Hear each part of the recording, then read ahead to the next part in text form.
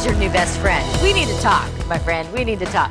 All right, well, let's talk, though, first about education and helping with the education process of your children, because it doesn't have to be really daunting. Sometimes we're so intimidated, but it's as simple as taking a different approach to everyday situations or things that you may encounter in your life.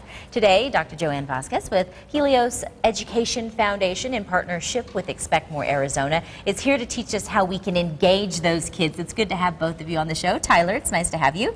7-year-old second grader that started school yesterday. So let's talk a little bit about Expect More Arizona. It is a movement to build a world-class education system for all students. And what is STEM education? A lot of people hear the acronym STEM, and it means the disciplines of science, technology, engineering, and mathematics. And we say today that this is really important for all students because it's those critical thinking skills, problem solving.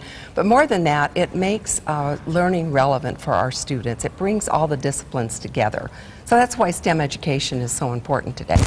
Well, for parents, the concepts covered in the areas of, say, science and technology, they can be really intimidating because it just seems like, I don't know, I mean, the basics of, 2 plus 2 and 4 is 4, and the just basic solar system seems so far removed from what the kids are learning these days. But so let's talk about some ways that parents can incorporate STEM into basically everyday learning situations. Well, I think the importance for parents is to ask questions and not to answer every question with an answer right away. So for instance, we have a pen here that Tyler's holding. Now I'm going to ask you, do you think this is technology?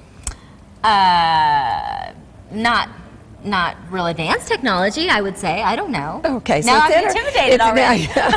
So it's interesting because parents sometimes think technology is just plug in. Right. But this is actually a tool. Any kind of a man-made tool or human-made tool will help us do something as technology. So if we were to take this pen apart, and this is what parents can do, to ask who made this? What kind of people, what kind of careers would you have? We'd have to have an engineer and a designer, and you can just go off on all kinds of ways that, and this is an interdisciplinary item right here. Because what do you mean by interdisciplinary? It means that all of the subjects come together. So you had to have a biochemist that took the ink in here to make sure it was safe, so it wasn't going to poison you.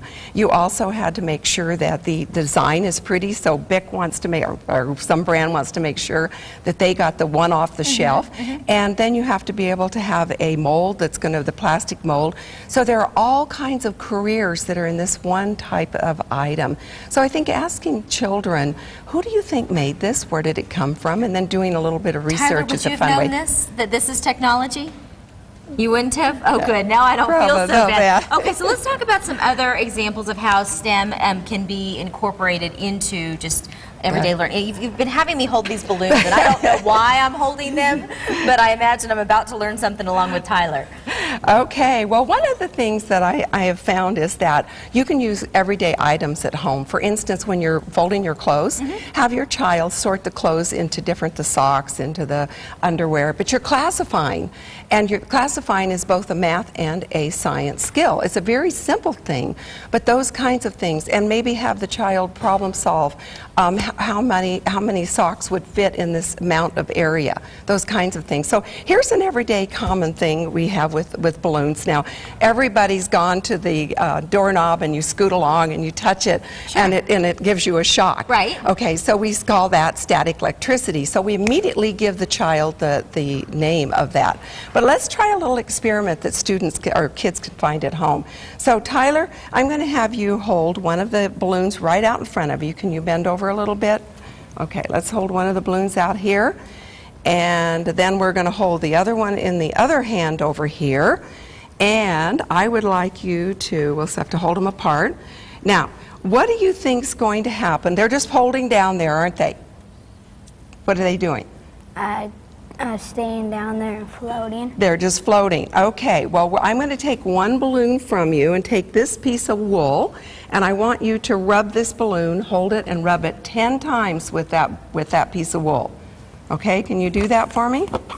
Rub it hard. 5, 6, 7, 8, 9, 10. Okay, now hold this apart. And what do you think's going to happen if we put the two balloons together? They're going to shock.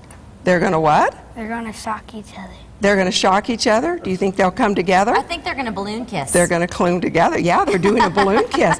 So, okay. Lots of great ways All to right. learn It's amazing. You can just do these kind of simple things with balloons. This is a great way to get students to talk about something that they experience all the time. Tyler, thank you so much for coming on and helping us out with this. Okay. You're a super handsome boy, and I bet you're equally smart. You can stay in touch with all of the happenings in education around the state by simply connecting with Expect More Arizona, and there are several ways to do that. Their website, expectmorearizona.org, and they also have a Facebook page with more Expect More Arizona information. You can also follow them on Twitter at ExpectMoreAZ. We are answering your burning questions this morning about the morning mayor, Dave Pratt, a little bit later in the show, and you still have time to get them in. Just head to Sonoran Living's Facebook page and post them on our wall. Thanks for watching. We're back in a moment.